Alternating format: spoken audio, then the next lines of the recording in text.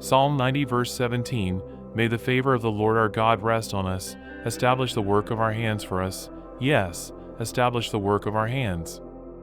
Proverbs 3 verses 3-4, Let love and faithfulness never leave you, bind them around your neck, write them on the tablet of your heart.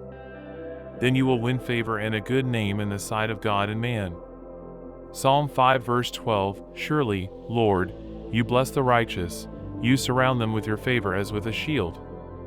Luke 2 verse 52, And Jesus grew in wisdom and stature, and in favor with God and man. Psalm 84 verse 11, For the Lord God is a sun and shield, the Lord bestows favor and honor, no good thing does he withhold from those whose walk is blameless. Genesis 6 verse 8, But Noah found favor in the eyes of the Lord. 2 Chronicles 16 verse 9, For the eyes of the Lord range throughout the earth to strengthen those whose hearts are fully committed to him.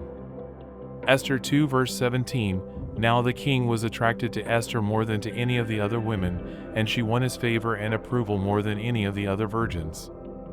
Psalm 106 verse 4, Remember me, Lord, when you show favor to your people, come to my aid when you save them.